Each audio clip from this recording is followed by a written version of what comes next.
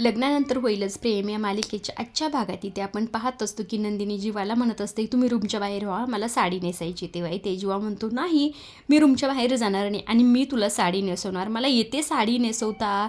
तेव्हा नंदिनी म्हणते अहो ऐका माझं, जा परदेशीन, का त्रास देत आहे. तेव्हा ते जीवा काय तिचं एक शब्दही ऐकत नाही. तेव्हा नंदिनी म्हणते हां ठीक आहे, तुम्ही काय करा, साडीचा एक टोक पकडा, मी दुसरं टोक पकडते. तेव्हा जीवा म्हणतो का का पकडायचं पण टोक असं. तेव्हा ती म्हणते अहो ही खूपच जमा झाली साडी, आपण जरा सरळ करूया असंही म्हणून जीवाच्या हातात एक टोक देते आणि त्याला अक्षरशः रूमच्या बाहेर उभा करते. तेव्हा जीवा म्हणतो ही साडी का काय, द्रौपदीची साडी वाटते, इतकी लांब साडी असती वय. तेव्हा नंदिनी इकडनं घड्या घालत त्या साडीची येत असते. आता रूमच्या बाहेर अक्षरशः जीवा गेलेला असतो. आता इकडे गेल्याबरोबर हातभर साडी राहिली असेल. तेव्हा काय करते नंदिनी, दरवाजापाशी गेले की ती साडी ओढून घेते आणि इकडे दरवाजा बंद करून घेते आणि जीवाला म्हणत असते कैसन लगा बा. असं इथे नंदिनीचं बोलणं ऐकून जीवा म्हणत असतो चांगली शहाणीस, मला रूमच्या बाहेर अक्षरशः तू हकललंस. एक दिवस असा येईल की तू मला रूममध्ये थांबा म्हणशील आणि मी अजिबातच त्यावेळेस खरं तर थांबणार नाही, मला हात जोडून विनवणी करशील. असं इथे जीवा म्हटल्याबरोबर नंदिनी आतमधून म्हणत असते अजिबात नाही, मी असं तुम्हाला कधीही म्हणणार नाही आणि असं कधीही होणार नाही, असं इथे नंदिनी म्हटलेले असते. त्याच वेळी खरं दुसऱ्या बाजूला आता इकडे पार्थ अंघोळ करून बाहेर आलेला असतो. आता समोर त्याला वाटलेलं असतं की ते काव्याच बसलेले असेल, त्यामुळे खरं तर तो तिच्या जवळ जातो आणि तिच्या अंगावर मुद्दामच केस झटकतो. आता इथे रम्या लगेच त्याच्याकडे पाहते. आता रम्याला सुरुवातीला बरं वाटलेलं असतं, तेव्हा मात्र पार्थ खूप घाबरलेला असतो. पार्थ म्हणत असतो की रम्या तू इथे काय करतेस आणि ही कव्याची शॉल घेऊन का बसलेस तू. तेव्हा इथे रम्या म्हणत असते अरे तुमची रूम खूप थंड आहे ना, त्यामुळे मी घेतली. तेव्हा इथे पार्थ म्हणतो पण इथे तू काय करतेस आमच्या रूममध्ये. त्यातच खरं तर इकडनं आलेली असते ती म्हणजे काव्या, या तिघांसाठी कॉफी बनवून घेऊन आलेली असते.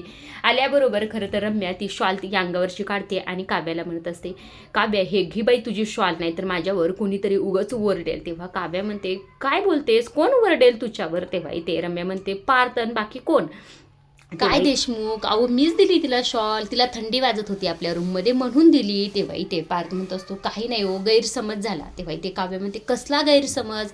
आता इथे पार्थ केस वगैरे झटकण्याचं सर्व सांगणारच असतो, मात्र रम्या त्याचं बोलणं थांबवते आणि म्हणत असते खरंच तुमची रूम किती थंड आहे ना, आणि त्यात ही सिनेमान कॉपी खरंच खूप छान आहे. खरंच पार्थ तुझं नशीब आहे, तुला इतका छान लाईफ पार्टनर मिळालेला आहे. नाही पण रम्या आमचं ठीक आहे ग, पण आता तुझं नशीब किती चांगले हे बघायला नको का. असं इथे म्हटल्याबरोबर पार्थ म्हणतो म्हणजे काय म्हणायचंय. तेव्हा इथे काव्या अहो रम्या मला म्हणाली की तिला मॅट्रिमोनी साईटवर खरं तिचं नाव रजिस्टर करायचं. मग मी तिला म्हणलं अगं एकटी कशाला करतेस, मीही तुला मदत करते. इनफॅक्ट मी काय पार्थ देखील तुला मदत करतो आणि तुझं नाव रजिस्टर करायला आम्ही दोघीही मदत करतो मिळून, आपण मिळून करूया. असं इथे काव्या म्हणत असते. आता ह्या दोघी इथे साईटला बसलेल्या असतात आणि इकडे पार्थ खरं तर चेअरवर साईटला कॉफी पीत बसलेलं असतं. तेव्हा इथे काव्या खरं तर रम्याला सर्व काही डिटेल्स मागत असते आणि सगळ्या ती साईटवर तिची माहिती, सगळं नाव, सगळं काही ते फिल करत असते.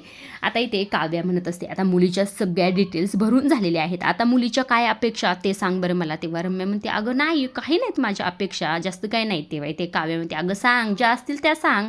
तेव्हा इथे रम्या सांगायला सुरुवात करते अगं त्याची उंची असावी छान, चष्मा असला तरी चालेल आणि आर्किटेक्ट नसला तरी निदान माझ्यासारखी डिझायनरचं नॉलेज तरी त्याला असायला हवं. असं इथे म्हटल्याबरोबर काव्या सर्व काही डिटेल्स तिथे फिल करत असते. आणि आता इथे रम्या म्हणत असते आणि त्याला दाढी पण असायला हवी, दाढी पण चालेल. असं इथे म्हटल्याबरोबर खरं तर पार्थ तिच्याकडे रागानेच पाहतो आणि काव्याच्या देखील लक्षात येतं. काव्या म्हणते काय रम्या, अगं ह्या सर्व काही वर्णन तर पार्थ देशमुखांचं आहे. तेव्हा रम्या म्हणते अगं काय करतेस काव्या, असं काही नाही गं, पार्थ फक्त तुझा आहे.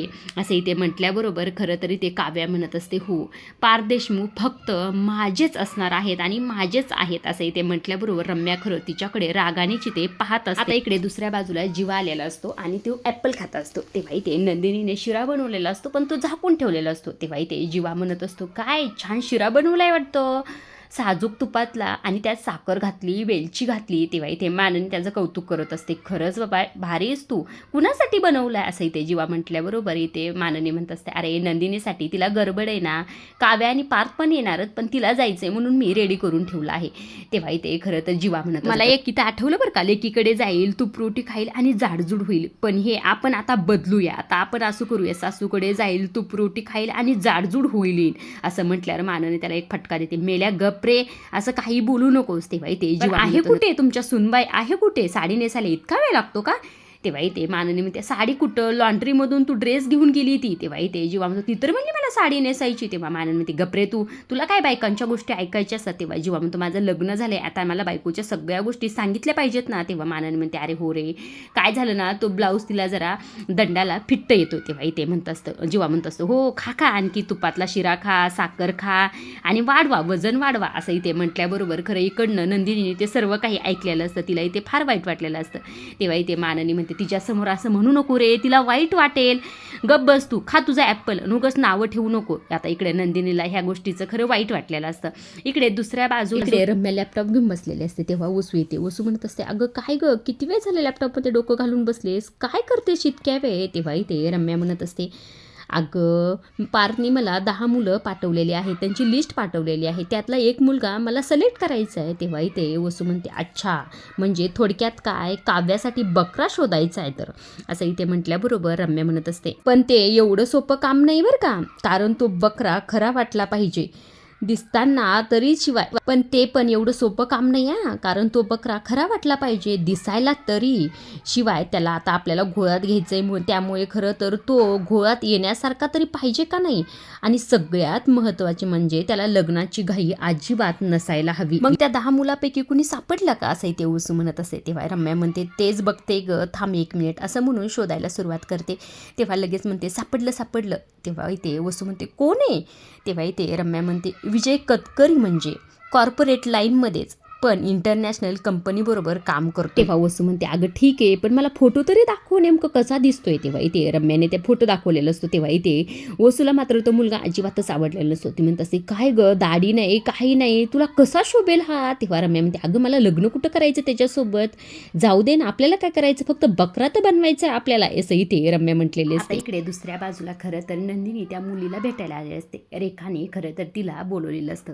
आता इथे नंदिनी म्हणत असते मी तुला भेटायचं होतं ना तुला, म्हणून तर मी आले ना, मला सांग आता तुझ्या मनात जे काही आहे मोकळेपणाने सांग. तेव्हा इथे खरं तर रेखा देखील म्हणते हे बघ संकोच करू नकोस आणि बोल नंदिनीशी. तेव्हा इथे ती मुलगी म्हणत असते नंदिनी ताई, माझ्या नवऱ्याने मला माहेरी पाठवलं आहे आणि सांगितलं की त्याला माझ्यासोबत आता राहायचंच नाही, असं इथे म्हटल्याबरोबर खरं नंदिनी म्हणते तुमच्या दोघांमध्ये काही प्रॉब्लेम आहे का. तेव्हा इथे ती मुलगी म्हणते मी ते तुला नाही सांगू शकत. तेव्हा इथे नंदिनी समजून जाते आणि म्हणत असते तुमच्या दोघांमध्ये तिसरं कुणी आलं आहे का. तेव्हा इथे ती मुलगी म्हणते हो आले, आमच्या दोघांमध्ये खरं तर माझं हे वाढलेलं वजन आलं आहे, असं इथे म्हटल्याबरोबर नंदिनी म्हणत असते काय बोलतेस वजन.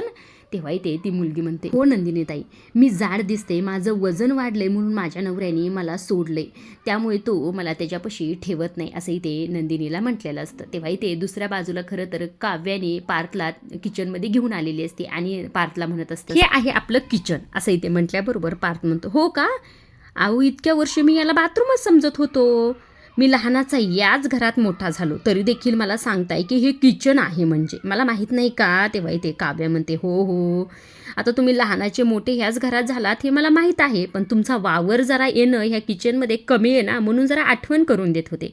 तेव्हा इथे पार्थ म्हणत असतो मी येतो अधूनमधून, काय म्हणताय तुम्हाला नाही का त्या दिवशी फ्रूट सॅलड बनवून दिलं. तेव्हा काव्या म्हणते आणखी काय केलं. तेव्हा इथे पार्थ म्हणतो अहो दिवाळीत मी शंकरपाळी पण केली, त्यानंतर काय केलं तेव्हा त्याला आठवतच नसतं. तेव्हा काव्या म्हणते म्हणजे काय, 8 महिन्यातून फक्त तुम्ही 2 वेळेस किचनमध्ये येता, तितक्यातच खरं इथे आलेली असते ती म्हणजे माननी आल्याबरोबर म्हणत असते आता तुम्ही खरे नवरा बायको वाटताय, छान वादावादी घालताय, फक्त मला विषय सांगा म्हणजे मला मज्जा घेता येईल. तेव्हा इथे खरं तर पार्थ म्हणतो काय तू मज्जा घ्यायला आलीस का आमची इथे, आमच्या वादावर तू मज्जा घेणारस का. तेव्हा इथे माननी म्हणते तो माझा जन्मसिद्ध हक्क आहे, मला फक्त विषय सांगा, असं इथे म्हटल्याबरोबर काव्या म्हणते विषय खूप सिंपल आहे आई, फक्त मला काय वाटते माहिती आहे, पुरुषांनी आठवड्यातून काही दिवस स्वयंपाकघरात यायला पाहिजे आणि पूर्ण जबाबदारी स्वतः पार पाडली पाहिजे, फक्त असं वाटतंय माननी. तेव्हा म्हणते हो बरोबर आहे आणि जीवा देखील येतोच की हे सर्व करण्यासाठी. तेव्हा इथे पार्थ म्हणत असतो जीवा येतो कारण की त्याला ते करायला आवडतं, पुरुषांनी हे करावंच असं कुठे आहे का. आणि मला काय सांगतेस तू आई, अगं तुझ्या नवऱ्याला जाऊन सांग की या 5000 स्क्वेअर फूट बंगल्यामध्ये किचन कोणत्या कोपऱ्यात आहे हे त्याला माहिती आहे का, असं इथे म्हटल्याबरोबर खरं माननी शांत झालेली असते. तेव्हा इथे काव्या पार्थला म्हणते तो विषय बाजूला, मी तुम्हाला म्हणते तुम्ही आलं पाहिजे किचनमध्ये. तेव्हा इथे पार्थ म्हणतो अरे मी येत नाही का सांग बरं, कधी कधी येतो, काही बाई बनवतोच ना. तेव्हा इथे काव्या म्हणते हा माझा तोच पॉईंट आहे, कधी कधी येता का, तेच कधी कधी तुम्ही येण्याऐवजी कधीतरी येत जा ना आणि पूर्ण स्वयंपाक स्वयंपाकाची जबाबदारी घेत जा की तुम्ही. मग बायकांना देखील आराम भेटेल व बायकाला नाही वाटत का थोडा आराम करावं? किती बायका करणार सांगा बरं? नाश्ता करणार, दुपारचं जेवण, चहा, कॉफी, रात्रीचं जेवण, हे सगळं किती जबाबदाऱ्या पार पडणार सांगा बरं बायकांनीच. पुरुषांनी थोडी मदत केली तर काय हरकत आहे, असं इथे खरं काव्या पार्थला म्हणत असते. आता इकडे दुसऱ्या बाजूला ती मुलगी नंदिनीला म्हणत असते, खरं तर ते माझ्यासोबत चिटिंग करत नाहीत, फक्त माझं वजन वाढल्यामुळे खरं तर ते मला असं बोलत आहेत. त्यामुळे ते म्हणतात की वजन कमी कर. आता इतक्या थोड्या दिवसात वजन कमी होऊ शकतं का, असं म्हणून रडत असते. तेव्हा खरं तर नंदिनी तिला शांत करण्याचा प्रयत्न करते, तिला पाणी प्यायला देत असते. तेव्हाही ते नंदिनी म्हणत असते, हे सर्व काही ठीक आहे, मला एक सांग, तुमच्या घरचे किंवा त्याच्या घरचे एकमेकाशी बोलत नाहीत का? तेव्हा ती मुलगी म्हणत असते, आता ह्यांच्या घरी बोलण्यासारखं कुणी नाही. त्यांच्या आईवडील आहेत पण खूप साधे आहेत आणि ते नाशिकला राहतात आणि ह्यांच्या पुढे ते दोघे अजिबात जात नाही. आणि माझ्या घरी खरं तर आता काय सांगायचं, माझ्या 2 लहान बहिणी आहेत आणि मी सगळ्यात मोठी आहे आणि माझा डिवोर्स झाल्यानंतर खरं त्या बहिणीचं काय होईल म्हणून माझ्या घरचेच मला खूप बोलतात आणि म्हणतात की काही झालं तरी हे लग्न तू टिकव, डिवोर्स अजिबात होऊ देऊ नको. आणि हे मला म्हणतात की हे लग्न जर टिकवायचं असेल ना तर तू स्लिम हो, वजन कमी कर. नंदिनीताई मला सांगा बरं, वजन काय इतक्या लवकर एका दिवसात कमी होतं का सांगा बरं? वाढायला एका दिवसात वाढतं पण कमी व्हायला वेळच लागतो ना, असं ही मुलगी नंदिनीला सांगत असते. तेव्हा इथे नंदिनी म्हणत असते, मी समजू शकते ग तुला, मी काम करते, तुझ्या मिस्टरांशी एकदा बोलून घेते, काय होते काय नाही हे सांगते तुला. तेव्हा ती मुलगी म्हणत असते, हो खरंच मला बरं वाटलं तुमच्याशी बोलून, मला फार टेन्शन आलं होतं, मात्र तुमच्याशी बोलल्यानंतर मला हलकं वाटतंय. तेव्हा तिच्या लक्षात येतं की बोलण्याच्या नादात तर मी चहाच नाही टाकला. तेव्हा ती म्हणते, खरंच मी चहा नाही टाकला, तुमच्यासाठी मी चहा टाकायला जाते, असं म्हणून ती इथून निघून गेलेली असते. आता नंदिनी तिला थांबवण्याचा प्रयत्न करत असते, चहा नको म्हणत असते, पण मात्र त्या मुलीने ऐकलेलं नसतं. त्यामुळे ती तिथं चहा बनवायला गेलेली असते. आता इकडे खरं तर नंदिनी रेखाला म्हणत असते, असं घडू शकतं का, असं होऊ शकतं का, असंही ते नंदिनी म्हटल्याबरोबर रेखा म्हणत असते, या पुरुषांचं काय कधी काय करतील हे सांगता येत नाही. सगळेच पुरुष नाही पण असे काही पुरुष अपवाद असतात याला, असंही ते म्हटल्याबरोबर खरं नंदिनी विचार करत असते, कारण की सकाळी जीवा देखील तिच्याबद्दल असंच काहीतरी बोललेलं असतो. आजच्या पुरतं एवढंच. अशा डेली मालिकेच्या अपडेट जाणून घ्यायला आवडत असतील, रिव्ह्यू ऐकायला आवडत असतील तर आपल्या चॅनलला जरूर सबस्क्राईब करा. तोपर्यंत पाहत राहा, लग्नानंतर होईलच प्रेम.